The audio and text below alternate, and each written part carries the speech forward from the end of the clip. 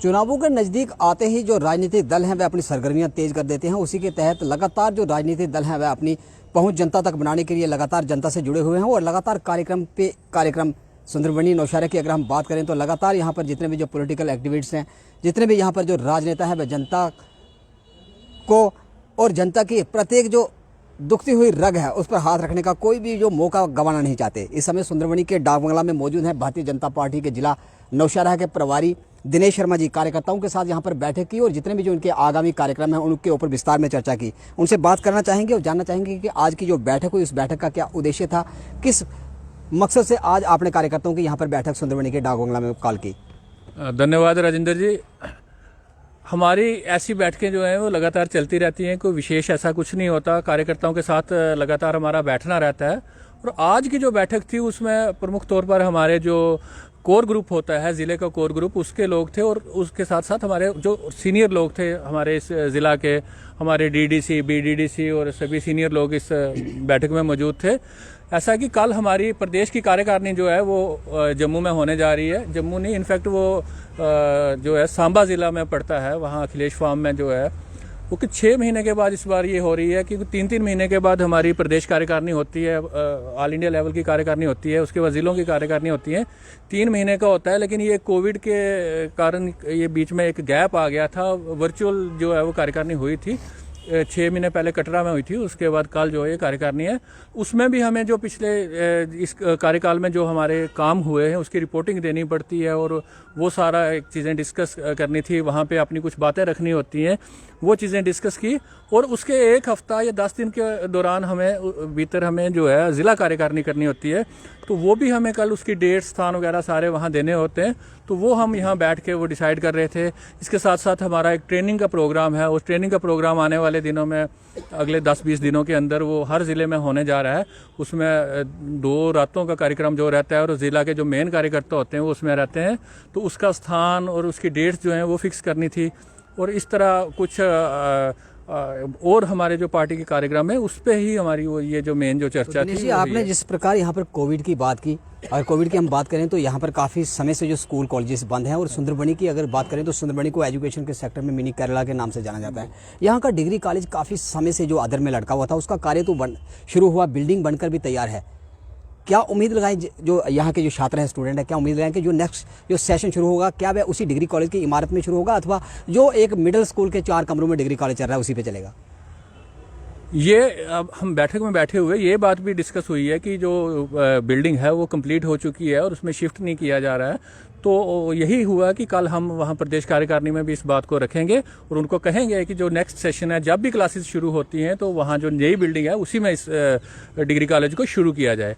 दूसरा, जो स्कूल हमारे जो बंद पड़े हुए हैं वो सरकार बड़ा फूक के कदम ले रही है। आपको पता है कोविड ने कितना बड़ा नुकसान किया है। बच्चों की वैक्सीनेशन, अभी पीछे मोदी जी ने भी कहा है कि नेक्स्ट मंथ से बच्चों की वैक्सीनेशन शुरू हो जाएगी और जब बच्चों की वैक्सीनेशन जब हो जाएगी तो उसके बाद स्कूल्स को जो है वो खोल दिया जाएगा। अभी रिस्क नहीं लेना चाहती सरकार और अच्छी बात है, बच्चों का प्रश्न है, बच्चों के लिए हम रिस्क नहीं ले सकते।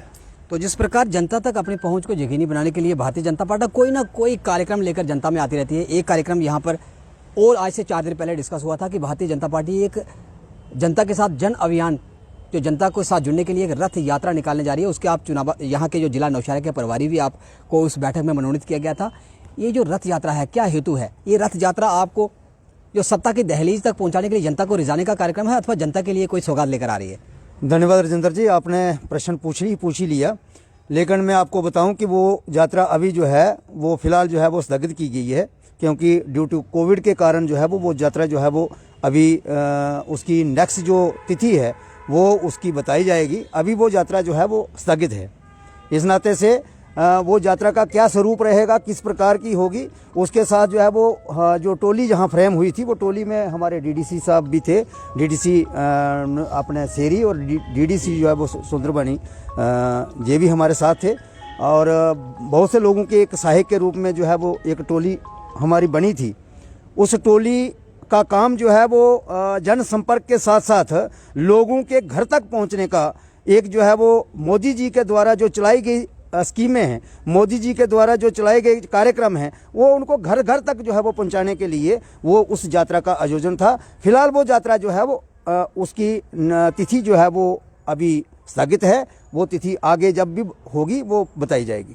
भारतीय जनता पार्टी के जिला विकास परिषद के सदस्य राजेंद्र शर्मा भी यहाँ पर मौजूद हैं। विकास की ही बात करेंगे। यहाँ पर देखा जाए तो कई एक सड़कें जो हैं जिनका टेंडर भी पिछले साल हो चुका था, उनकी ब्लैक टॉपिंग होनी थी, आज तक वो कार्य शुरू नहीं हुआ। और एक संदेश जो सोशल मीडिया पर बड़ी तेजी से वायरल हो रहा है कि ऊना बमला के अंदर जो सब स्टैंडर्ड कार्य हो रहा था, वहाँ पर जो लुक पड़ी रही थी उसको जनता हाथों से उखाड़ रही थी। क्या कहेंगे उसके ऊपर कि ये जो सब स्टैंडर्ड कार्य हो रहा है इसके ऊपर निगरानी आपके कंधों पे दायित्व है, क्यों इस प्रकार की जो नेग्लिजेंसी जो हर कार्य में बरती जा रही है? थैंक यू राजेंद्र जी। देखिए, जहाँ पर ऊना रोड की बात है, मैं खुद गया था वहाँ पर, मैंने ही रेवन काटा था, लुक स्टार्ट की थी। देखो, लोगों को टेक्निकली समझ नहीं है। बेसिकली वहाँ 70 mm जो लुक है वहाँ पड़ रही है, और मैं खुद वहाँ 2 घंटे खड़ा रहा। आपने देखा होगा जिस लड़के ने तोड़ के वो हाथ में पकड़ी थी, कितनी मोटी लुक थी वो। मैक्सिमम जितने प्रोजेक्ट हमारे यहाँ पर CRF के PMGSY के गए हैं उनमें 25 mm की लुक है। वो 6.5 किलोमीटर जो लुक पड़ रही है वो 75 mm लुक पड़ेगी। क्यों कि जो 70 mm पहले वो एक लेयर डालते हैं मोटी, उसके बाद थोड़ा बारीक लेयर डालते हैं। लेकिन लोगों में वहाँ पर बेसिकली लोगों के अपनी आपस में झगड़ा है, लड़ाई है। वो एक दूसरे को दिखाने के लिए करते हैं। बेसिकली काम जो है वो सब स्टैंडर्ड नहीं हो रहा है, अच्छा स्टैंडर्ड का हो रहा है। और मेरे ख्याल में किसी भी टेक्निकल आदमी को किसी भी एजेंसी से आप चेक करवा सकते हो। जो वीडियो वहाँ पर वायरल हो रहा था उसके अंदर जो एक व्यक्ति था वो हाथ से उस लुक को उखाड़ कर दिखा रहा तो था। आपको पता, उसको पहले गैंती से तोड़ा गया था, बाद वीडियो में दिखाया कि वो हाथ से लुक टूटती है। अगर कोई वहाँ पर मुझे हाथ से लुक तोड़ के बता दे, मैं सारा काम वो सारी लुक वहाँ से उखाड़ के नहीं डलवाऊंगा। ऐसा नहीं है। वहाँ पर जो दिखाने के लिए कहते हैं, हाथी के दांत दिखाने को कुछ और होते हैं, खाने को कुछ और होते हैं। जो कार्य ऑलरेडी सैंक्शन है, जिस प्रकार से हमने 2-4 रोड जहाँ पर सुंदरबनी की हैं, जो ब्लैक टॉप होनी थी पिछले साल उनका टेंडर लगा था, लेकिन अभी तक जो ब्लैक टॉप का कार्य शुरू नहीं हुआ। और डिपार्टमेंट चंद ही दिनों के बाद कहेगा कि टेम्परेचर डाउन हो गया। क्या कहेंगे कि वो लोग इस सड़क सुविधा के लाभ से जुड़ेंगे अथवा वंचित रह जाएंगे? देखिए राजेंद्र जी, हमारी PMGSY के सुंदरबनी मेरी कॉन्स्टिट्यूंसी में 5 PMGSY की रोडें जो अपग्रेडेशन के लिए स्टार्ट हैं। आपको पता होना चाहिए, परसों मैंने ऊना वाली रोड में इनाग्रेशन की थी। कल मैंने कोलडब्बी की रोड की प्रीमिक्स स्टार्ट कराई है। 1-2 दिन में बंदराई की रोड होने वाली है। मेरा कहने का मतलब 5 के 5 प्रोजेक्ट जो हैं वो प्रीमिक्स हो जाएंगे इसी महीने।